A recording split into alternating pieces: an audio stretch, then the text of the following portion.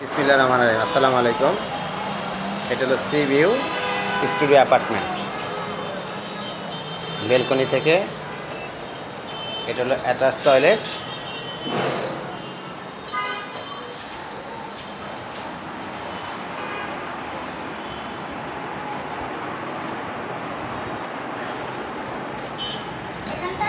এটা বেলকনি থেকেও C view.